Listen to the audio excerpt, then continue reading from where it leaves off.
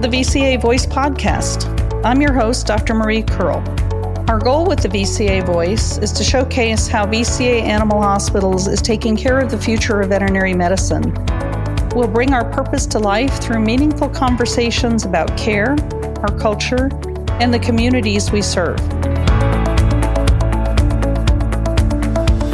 On this episode, I'm happy to welcome Carolyn Spivock, who's a registered veterinary technician and is the Director of Veterinary Technician and Assistant Development at VCA Animal Hospitals. We're welcoming Carolyn in honor of Veterinary Technician Week and are going to talk about the role of veterinary technicians within VCA and in the industry. Welcome, Carolyn. Hi, Dr. Kerl. How are you? I'm well. How are you? Doing good. Thanks for having me today. Yeah, of course. So I'm going to start off with a question that I generally start off with. Tell me a little bit about your journey in veterinary medicine, how you came to be a registered veterinary technician, and also your journey with VCA and how that's gone.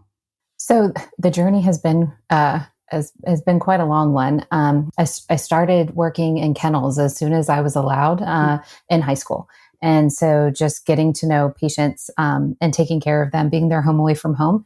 That was what I did all through high school. And then I went to college at Virginia Tech and got my bachelor's in animal and poultry science. And so the wide world of farm animals, in addition to companion animals, was really enlightening to me. And then I actually had the opportunity after I graduated to interview with VCA. Wow. And I think you've heard this part of the story, Dr. Kerl, but I actually showed up at the wrong VCA and convinced them that I had an interview with them and that they needed to hire me. And did they? And yes, they did, actually. that would be like their lucky day to have someone show up and say, "Oh, I'm here to start work." Right, exactly. The medical director was like, "I really don't have you in my schedule." I'm like, "No, I know, and I'm supposed to be here." And he had actually graduated from Virginia Tech, so he gave me a chance, and then they ended up hiring me. And that started my journey actually with VCA. And that was a 7-doctor practice and I was a vet assistant. And then I realized I wanted to learn more and I wanted to maybe, transfer to another state at some point. Like that was one of the things that I really liked about VCA was that I could move. I could go in different places. And so I went back to school while I was working to get my associates in veterinary technology and become a registered veterinary technician. And after that, I kept getting opportunity. I worked at that practice and I became a night manager. And then the hospital manager position opened up and I wanted to see what that was like. And I ended up managing multiple practices, kind of trying the operations side.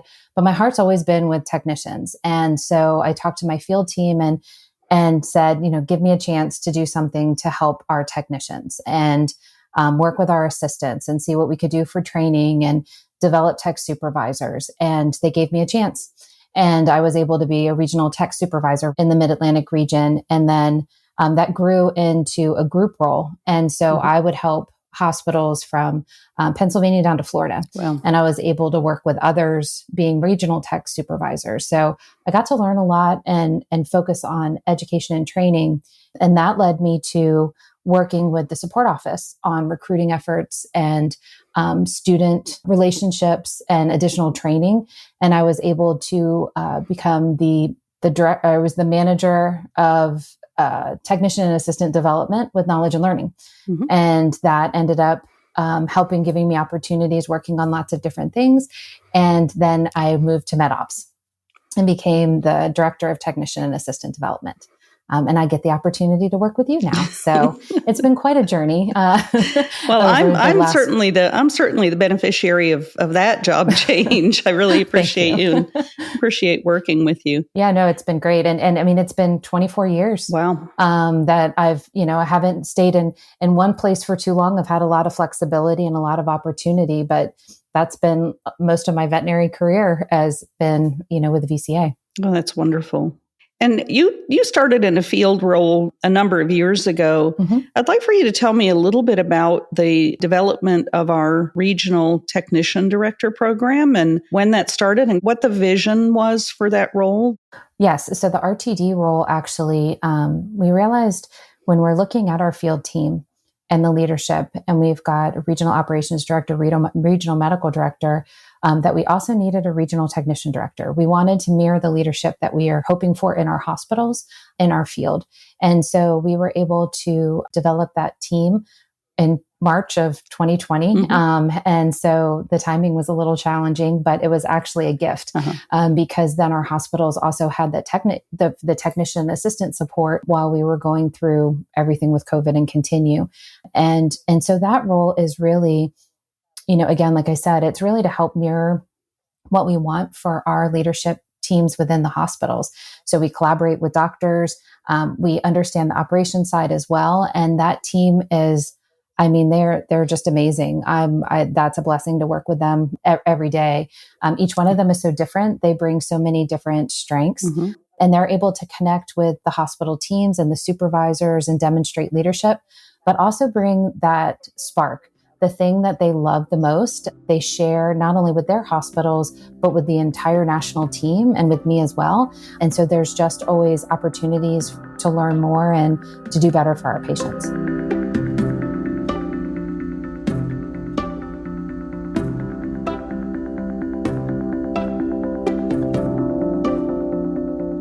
Tell me a little bit about what is a veterinary technician exactly, and tell me, how you would describe that to someone who's really never experienced veterinary care. So for being a credentialed veterinary technician, it's its own career path. And I think that's an important distinction to kind of embrace, is that it doesn't mean, I didn't become a veterinarian, so then I became a veterinary technician. This is a full sustainable career path. And in that, you are able to practice at the top of your license. You're able to collaborate with your doctor on so many different skills and have knowledge and critical thinking skills to really look through a different lens at our patients, where our doctors are looking at, they're still compassionate, but they're focusing on the diagnosis, and we're focusing on, okay, how are we going to go ahead and provide treatment for these patients in a really thoughtful way where they're not afraid or intimidated, because it's, hospitals are a weird environment, and really looking at how am I going to go ahead and make this okay for them and get the diagnostics the doctors need and be able to provide the treatments or the comfort. And that's really what I love about being a registered veterinary technician for all these years, is that was my role, that I got to be the one that would, work with a patient and help them feel comfortable, and then be able to educate the clients on that as well. And it was one of the things that inspired me from my first hospital that I started at, is that the doctors and I work together on our patient. And it's just a different way of taking care of the patient, but it was my patient too. And so I don't think that owners know that, and I don't even think people in general understand what a veterinary technician is or what they bring to the table. And that there's a national exam that you have to take. There's education that you have to continue to take to maintain your license, that there are associate's degrees and bachelor's degrees, and that this is an entire field of, an aspect of veterinary medicine that we need to know a lot about. And that when we go to school, just like with veterinarians, we need to learn all the species. It's not just dogs and cats. Like, we have to understand everything that works, for farm animals and for our Zoom med patients, and take it all into consideration and really do individualized care for each and every patient that walks through the door. And it's interesting because we go ahead and we communicate what the doctors have asked us to communicate when we're doing client education, but we don't say, we got the blood and we did, we got the urine and we took the radiographs, and we don't go through that list with the client. We just really say the doctor wants, to follow up with you, and I'll give you a call in 24 hours just to see how Fluffy's doing, or, this is how we would give the medication and this is what the medication's for. So I don't think clients really understand the things that we do to contribute to patient care, because what they're hearing is we're communicating what the doctor wants us to make sure that the clients go home with. And so they don't realize we're monitoring anesthesia, and that we're, taking, x-rays, or that we're helping with emergency care, just because it's all sort of behind the curtain a little bit.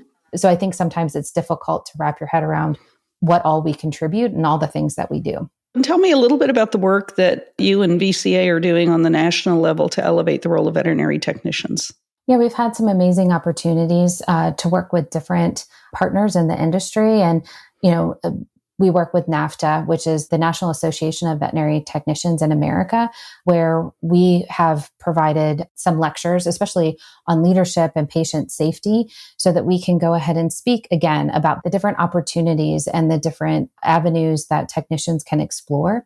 And so we've been able to work with them on just, providing some webinars and some education. And then also with NAVC, we've worked on the nurse empowerment or the veterinary technician empowerment initiative. And really, again, that's been a campaign that's worked on client education on what a veterinary technician does and how that might vary in different states, but what our role is, and that we're another source of information and, an education for them when they come into the hospital, and that we're part of the patient care team.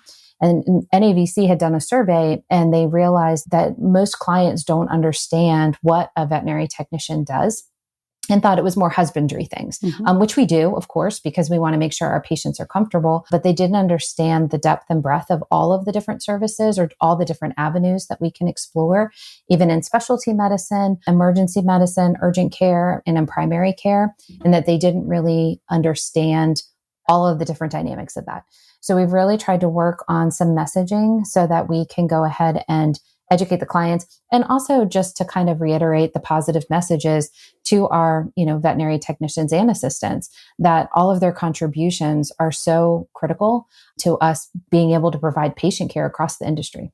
Now, you've mentioned a few times technicians and assistants. What's the difference between those two, and how do you get from one role to the other? So for a veterinary technician, it's a credentialed veterinary technician. So to have that title, that is, you have to meet the requirements of the individual state, which again, can sometimes be a graduate from an AVMA accredited program. And then there's also a national exam that you need to take. And sometimes there's a state exam as well. And so there's actually a credentialing and a licensing process. And you have to maintain that license to maintain the title of a credentialed tech. Now, there are different acronyms for different states, whether it's licensed, registered, or certified, but they're all under a credentialed technician title. And then for a vet assistant, they don't have that license. There are certificates that are available. And what's interesting, and one of the things that I appreciate so much about veterinary medicine, is they really are two career paths. There's a lot of skills that overlap, but you can be a vet assistant and be successful and provide excellent patient care if that's the path you want to go. If you decide that you want to, whether you have the life opportunity to go to school or you meet the requirements of the state and take the national exam, then you can do that. And that can be your life journey as a credentialed technician. So they both contribute to patient care. They both help to support our clients, but they're two career paths that could intersect if that's what you choose. But there's lots of opportunities in both of those avenues.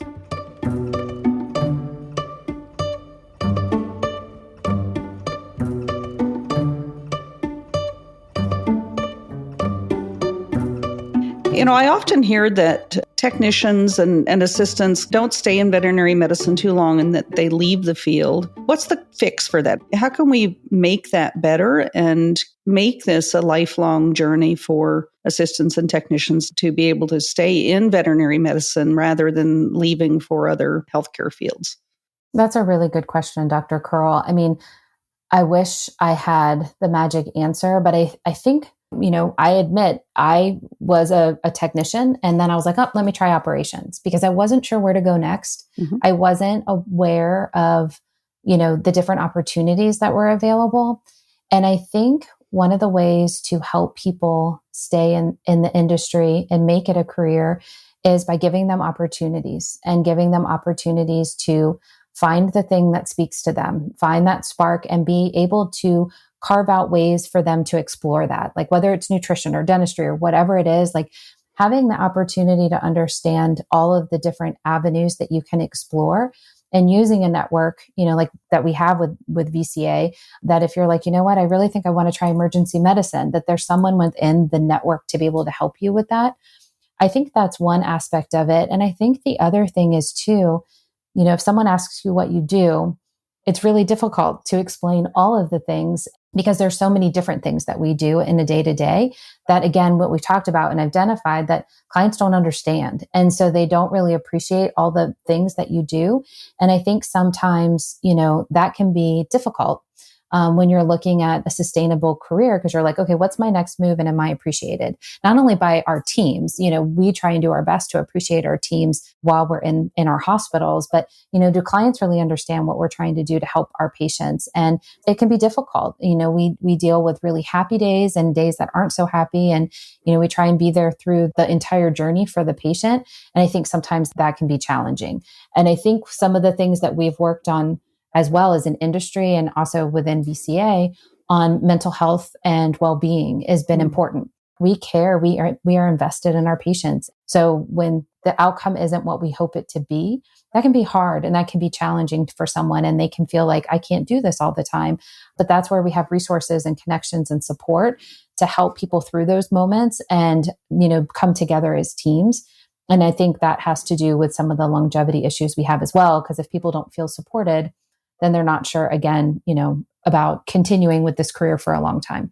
That's an excellent point. I've worked with so many technicians over time that are so compassionate and caring, and that can take a toll if you don't take care of yourself and take care of each other in the hospital. And I think that's so great. Like, one of the things I appreciate so much about working with you is that you're a doctor and I'm a technician, but we talk and I'm like, you know what, Dr. Kerl, I don't understand this, or, this is something I'm concerned about, and you hear me out.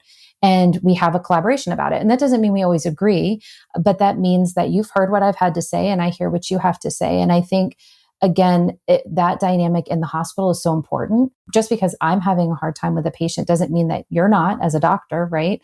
And so being there to support one another and having those open, honest communications about our concerns and the things that we're happy about, I think is so key to helping people really stay in the career for a long time, because we've got that great dynamic of collaboration. How can veterinarians in our hospitals be a partner to educate their clients about the role of technicians and the importance of that position in the hospital? I feel like, in my experience, clients trust their doctor. And so if you tell them to trust me, they're going to trust me too. And I think also introducing them, like if, let's say you're seeing an appointment and you're going to hand the patient off to me to go ahead and do treatments or whatever, and I'm going to follow up with the client, you saying, Carolyn and I have talked through this. She understands what we're going to do with Fluffy.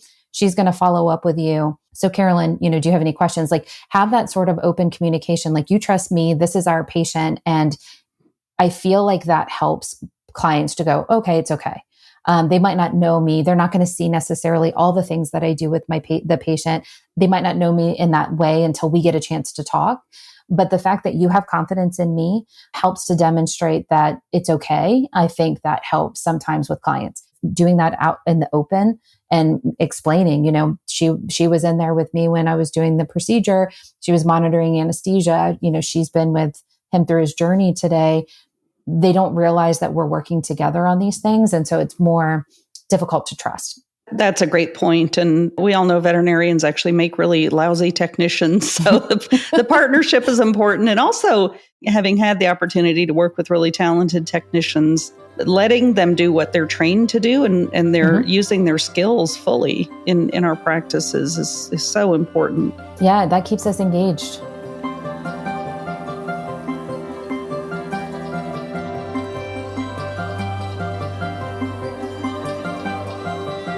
I know that you've been focusing your full attention on career development within VCA.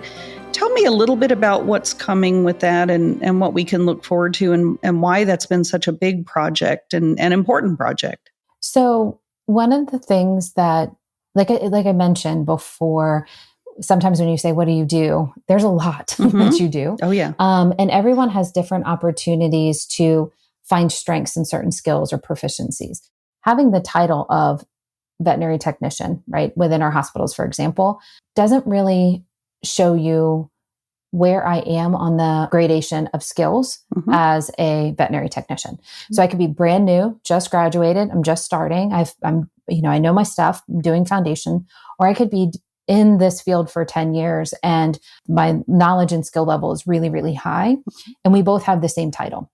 Okay. And so what we're working on is figuring out ways to identify strengths in individuals, areas where they're proficient, and then opportunities transparently for them to be able to grow. So if I'm a brand new technician, I know, okay, for the next step for me to learn, I've got this great foundation, knowledge, skills, all the good things. For me to move on to the next level, these are the things I need to know in a stepwise, thoughtful progression, so that I'm not trying to, do everything all at once. I know for me, when I started, I would have valued that a lot because I was like, okay, now what? And not realizing that there was a lot of what's that I could try and accomplish, but I didn't have a clear roadmap. And that doesn't mean that you're forced to move through things. Like if you're happy where you're at, that's fantastic. If you're doing high level patient care, you're doing everything to the top of your license, then that's okay. That's good. But if you want to learn more, here's the way to be able to do that. Having resources and ways to get proficiency is really all the things we've been working on. And that's for, our primary care hospitals, for emergency and for specialty as well. It's a big opportunity for us to be able to learn from our hospitals, but to also be able to kind of carve out a path for people that might not realize what the next step is. It sounds like a really big project. How is it going with getting the learning episodes built out and developed? It's great. I mean, it takes time, and we really want to do, obviously really quality work. Right. But we're really lucky to have a talented group of individuals. Like the regional technician directors are extremely helpful in coming up with content and identifying areas where we want to go. Hey, you know what? We really want to train someone in this. Working with our knowledge and learning team, they come up with beautiful courses that are interactive and engaging. So it's slow in the fact that we want to make sure we do a really good job and have the most up-to-date medicine reflected, but it's enjoyable because again, you find the thing that people love to talk about the most, and then they get to see it, in a course or a handout or a video or something like that, and it's really fulfilling. So, as we're celebrating Veterinary Technician Week, why does Veterinary Technician Week matter?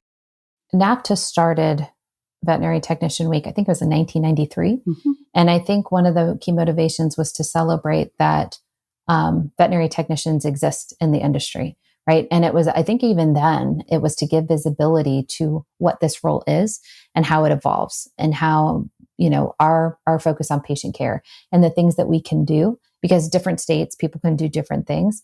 So I really think that's where it all started from. And I know for me personally, when I think of Vet Tech Week, it gives me a moment to pause and find gratitude in my career journey. And I try and take the opportunity to thank the people around me that have helped support me and helped me learn things and teach me, what the things I could grow. Because if I stayed back in veterinary medicine from when I graduated, that would not be good. And so every day I learned something new and with new people. And I reflect on my career journey, and I want to be grateful and saying thank you. We should always do that, right? To everyone in our hospitals and the people who care for our pets as well. But I think that's why it's so important is we're doing so much for patients. We're learning so much. We're growing this as a career. And then also, as a technician, for those of us who are credentialed techs, to take a minute and go, thank you to everyone around us who's helped us really to become the veterinary technicians that we are today.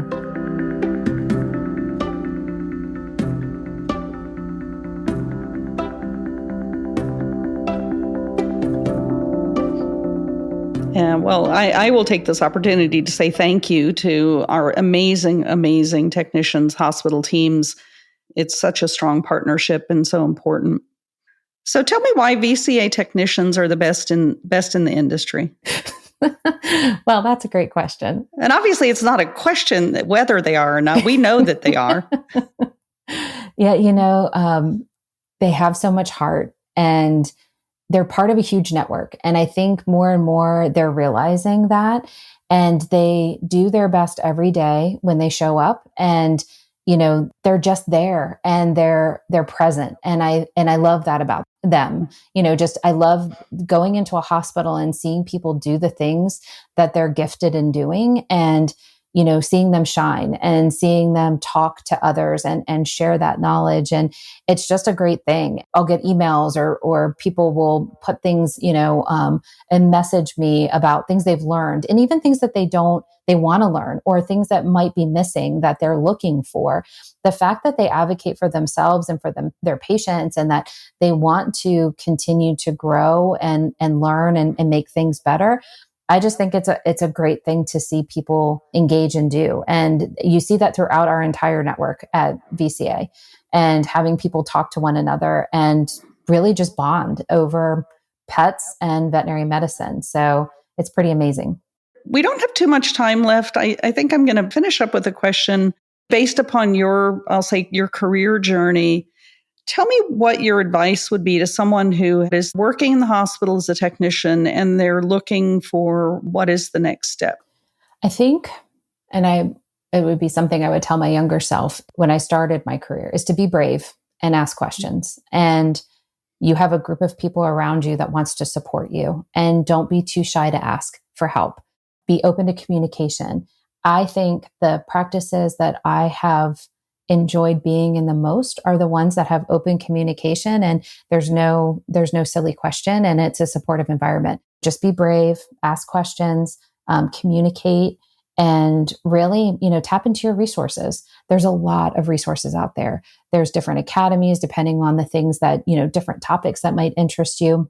You have a huge network of people that are like-minded that all want to, learn more and do more too. And it takes innovators and it's going to take fresh thinking to help push the industry forward. And that's what I would say, even if it's day one, start asking questions and look at different ways to improve. Oh, that's great advice. And I do have to circle back around from your early career story and your interview with VCA where you showed up at the wrong hospital. Did the hospital where you were supposed to interview ever find out? I called them after because I was like, wait a minute, I wrote down, and this was, okay, so this is dating. Again, this was like 24 years ago. I didn't have something on my phone. I had like a map. And so I just wrote, it was from a Yellow Pages, actually. It was a Yellow Pages ad and there was multiple VCAs and one ad. So then afterwards I got back in my car and I was like, oh boy. So I called them and I apologized, but I still was like, I love this practice. And so, and I was lucky enough that they actually took me in. So yeah, that was back in the days of Yellow Pages. So it sounds like you have to be bold to find the right job. You do. And just like sometimes it's in the stars, right? It's just luck. And you're like, this is how it was supposed to go. So I'm very grateful for my mistake. And it worked out really well for me. So I was very lucky. That's perfect. Thank you so much for sharing your story and your insights about veterinary technicians and the great work that's happening with VCA. Thank you so much, Dr. Kerl.